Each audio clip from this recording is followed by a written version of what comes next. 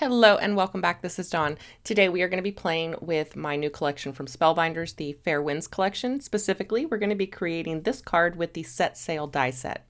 Now, don't adjust your screens. I am reusing some footage here. This is where I introduced the collection. So if you haven't seen that, I will have a link here in the description box so you can check that out. The collection has 3 new dies, a stamp set, and a background stencil. And I'm super proud of this set. I think that it turned out beautiful and I had so much fun creating with it.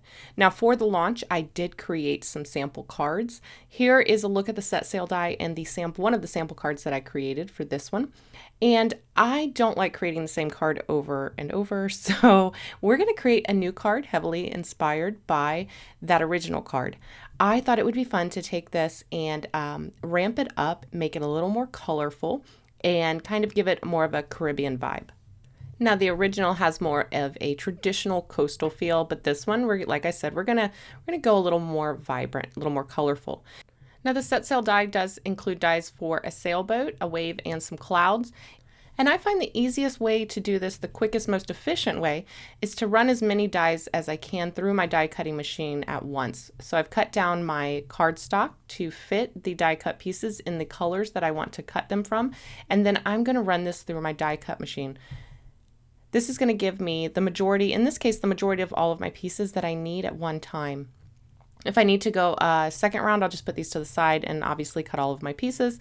And then once I have all of my pieces and parts cut out and ready to go, I like to use a sticky mat for my assembly. Now this is the 9x12 mat from Altenew, and it has become the workhorse of my craft room. I use it for just about everything.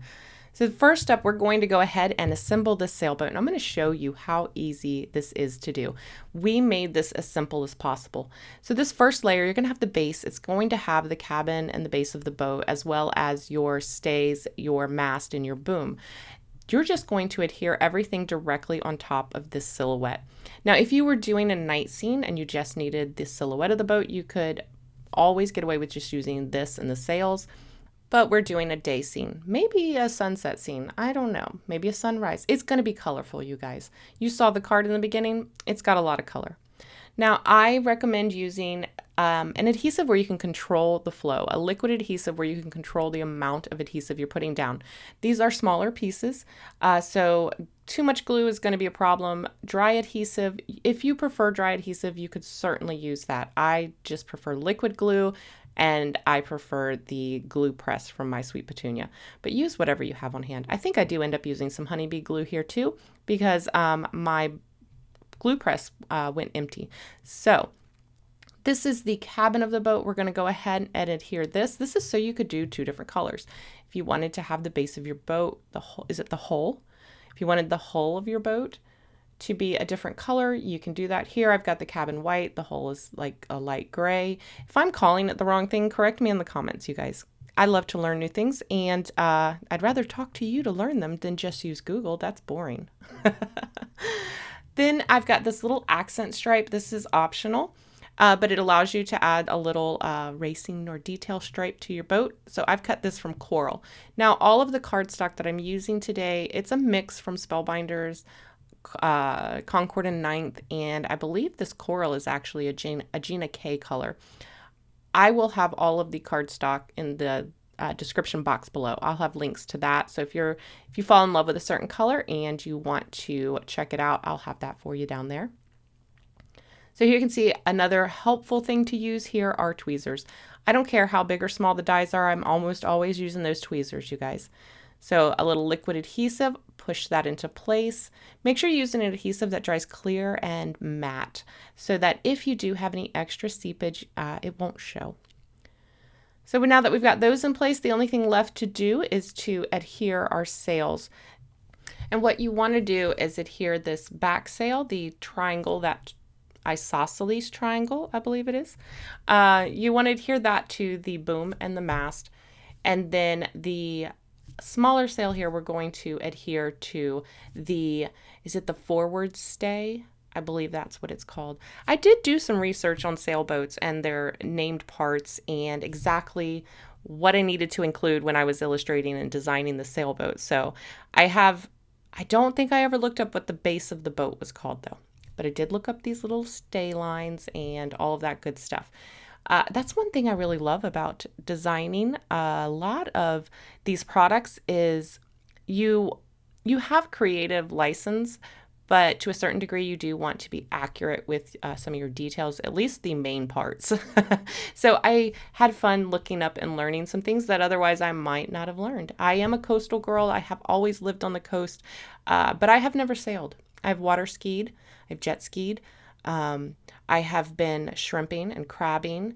I've even done some catfishing. I won't say that I've done the, what's it called? Oh, the one where they actually catfish with their hands. That's scary. I'm not doing that. Not in Florida water. No, ma'am. No, ma'am. Thank you very much. But sailing is something that I have not done.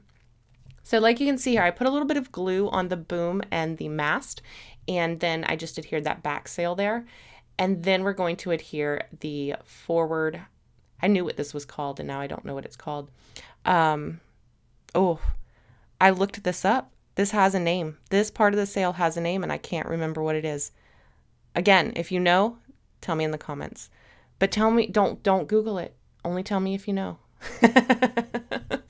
So here, I just put a little drop of glue on each of the corners, and each of those corners is going to attach to the, one of the corners attaches to that back sail, the main sail. I do know it's called that.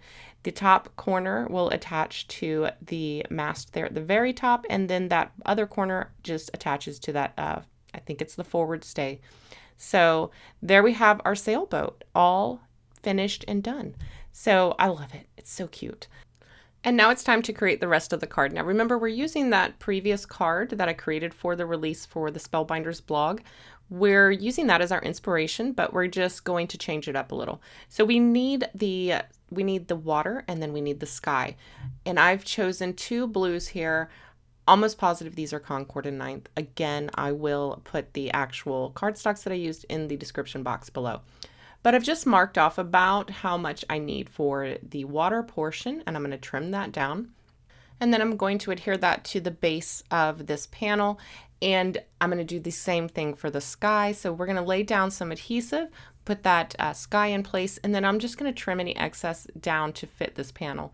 Well, look at that. I ran out of honeybee glue as well, so now we're on to Gina K's glue. As you can see, I'm not picky. I'm not overly picky about my glue. That's a lie. I'm picky. All three of those happen to be fantastic glues. The My Sweet Petunia glue press, you can fill it with any glue of your choice. However, when I got that, I actually, it was the first time I had tried the tonic glue. It comes with it initially, and you get an empty bottle as well so that you can fill with any of your glues. And I actually really like the tonic glue as well. So those are my three liquid adhesives of choice: the tonic, the Gina K, and the honeybee. So I think that they are all great glues. The only real difference that I find is the Gina K is a little bit thinner. So if you like thinner, runnier glue, then you'll like the Gina K. And then the honeybee glue, I think, is the thickest of all of them, but it's not overly thick. But they all adhere super well. They all dry clear, and they all dry matte. So there you go. Little extra tidbit on glues there. All right, so we've got our water, we've got our sky glued down, and now we are going to create our sun. So what I want to do is I'm taking from my scrap pile. I think you all, just like you guys, we have a scrap box, okay? And I throw all of my scrap paper into that box, and I pull from there first, which is why I don't know exactly which cardstock colors I used at the time of this voicing over, because I just used whatever was available in my box. So I've grabbed a yellow, a pink, and an orange, and I'm just squaring them up right now. I find it easier to work with square pieces of paper than it is to work with off-angled pieces of paper. So that's another tip from me to you. If you're going to work with a scrap for something like this, square it off first. Now I'm going to put these together, and we're going to create that sun that has the bands of color. So maybe this is a sunset sun. So you're going to get that orange, yellow, and pink. Now I know in real life that would not exist, okay? We all know this, but we also all know that as artists, we can do whatever we want. This is an artistic interpretation of a sun during sunset. Now, I want to die cut these both at once, and right now I have a thick piece of cardstock. Another little free tip. If you're going to be die cutting, don't try to die cut through 210-pound pieces of paper laid on top of each other. Now you're looking at like 220-pound paper. Grab yourself a thin piece of paper, even if it's just printer paper, like 65-pound weight, text weight printer paper, because you're just going to be using this to hold together these 3 pieces of cardstock. Anytime you're doing this kind of technique, just choose a thinner piece. I think I found a 65-pound weight in my scrap box here, and that's what I'm using. And then I'm just gluing these together. Now you can see that I have a thinner strip of orange, and I believe in the end I rip this up, trim it down, and put it back down. I could cut that out, but we're just keeping it real here. I didn't want all of my strips to be exactly the same size, and you'll see exactly what I'm talking about here in a minute. It's as if I'm talking nonsense right now. But the circle that I chose, I can't have the circle too big, right? Because it's got to fit in the background of our card. So the circle that I chose, when I did die cut, you ended up getting about the same height of stripes. Okay, so you ended up with this equal amounts of the yellow, the orange, and the pink. And I wanted them to be different. So you can see here, even if I went up this high, I didn't get much yellow, and I know I'm going to be trimming off the bottom of that to make the sun flat where it's, going down on the horizon. So here you can see I'm ripping this apart. I'm going to trim down that orange, make it just a little bit thinner. I had just adhered these, so I had enough. I say I had enough time, but you can see I clearly ripped the paper. But with enough glue and the pressure of it going through the die cutting machine, glue can hide all sins, I'm just saying. So I'm going to go ahead, and now that I have this thinner strip, we're going to glue that back into place, and then I'm going to re-glue that same piece of yellow cardstock that I ripped off. I've trimmed off a smaller piece here, and a part of the piece that didn't. No, I'm using the piece that I trimmed away. All right. Stop lying to people, Dawn. So the part that I trimmed away from the card, we're going to glue that down. And then once I've decided the exact size circle that I want, I'm going to go ahead and die cut this circle from my little panel here. You can see when I position this, I'm going to have different amounts of the pink, the orange, and the yellow. All right, so now that our die cutting is done, you can see here, right now it looks like we have about the same of the orange and the yellow, but I need to cut off that horizon line at the bottom there. So I'm just going to take my guillotine trimmer here, line it up, and I'm going to take a little bit of the yellow off. I don't know why I was so obsessed with having different amounts of the colors. I don't know. It's a quirk. I just didn't want them to be equal. So that's going to go in the middle, and now we've got our clouds. I've die cut a couple of the clouds from the Set Sail die set. The thing about these clouds, I love them so much, you guys. I don't normally brag. I don't normally brag about things that I've designed, but I really like these because you can use them separately like we're going to do here, but you can also layer them on top of each other, and I'm going to be doing a little bit of that as well on this card. But they'll allow you to create these layered clouds with maybe a white, a light gray, and a dark gray. Maybe you wanted to do stormy clouds or night glowing clouds with, maybe a full moon. So some of them looked a little more illuminated. There's so many different techniques that you can do because these clouds layer on top of each other. Oh my goodness, Dawn, get it together. Okay, so here you can see I'm just thinking about exactly how I want to lay out these clouds. And I originally thought about adding in some of the colored clouds, and I just felt like a little too much. In hindsight, I probably could have got away with it. It's fun. It's a little bit quirky, and I think I could have got away with it. But in the end, I did end up playing it safe. So in the meantime, let's go ahead and do our sentiments. Now, this is from the Fair Winds Sentiments stamp set. There's a lot of really good sentiments in this set, you guys, and it covers a lot of different occasions. I went ahead and stamped several of them onto that blue cardstock here. I'm using the embossing ink here. I believe this one is Altenew. Yeah, this is the Altenew embossing ink. And I'm stamping it a couple of times, but lightly. I don't want to squish out the sentiments, especially since I'm going to be doing white heat embossing. So I treated my paper with my Rabbit Hole Designs powder tool, did my stamping, and now we're going to add our white embossing powder, knock off the excess, and then we're going to use our heat tool to melt this. I'm going to allow a couple of seconds for this to cool off before I use the coordinating dies here to die cut my sentiments. And I need to apologize in advance. Coming up here, we're going to see the card, and there's going to be quite a few things that are added that I forgot to record.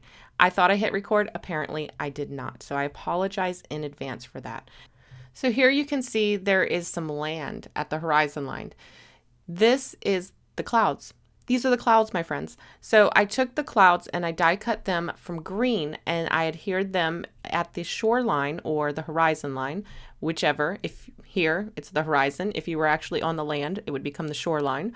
But now it looks like foliage or trees or bushes or just some sort of shrubbery there in the distance, and they double as the land on the horizon perfectly. Now you can see that I'm taking way too long to decide on a sentiment, but honestly, all of these would have worked, and there's several places that I could have put the sentiment. I finally do land on the Let Your Dreams Set Sail. And for some accents, I took the caps of the waves. So normally those would be white and they're the foam caps on a wave. I just cut them from blue and adhered those to the bottom of the boat, and then one off there to the right. And now it looks like just like water ripples. So I love the versatility of these sets. You can see here, I thought I was going to use Relax and Enjoy, and I actually adhered it. And then I decided, nope, I don't like it. It's too small. I need something bigger. But I still haven't come to that conclusion yet, you guys. I'm telling you, I'm the most indecisive card maker on the planet. But I did eventually land on Let Your Dreams Set Sail, so let's go ahead and review the final card. And dare I say, I might even love this one even more than the original. I'll have a side-by-side here in just a second. But I think that I loved the layout of the first one so much, and I loved that it was very classic in its color scheme. But these colors just have so much character, and they're so much fun. So let me know in the comments below, which one is your favorite? I'd love to know. I really hope that you enjoyed today's video. Hopefully you learned a little something and you enjoyed this look at the Set Sail die. Don't forget, I'll have everything that I used listed in the description box below, as well as links if you want to check those out. As always, I want to thank you guys so much for watching, and I will see you next time. Bye.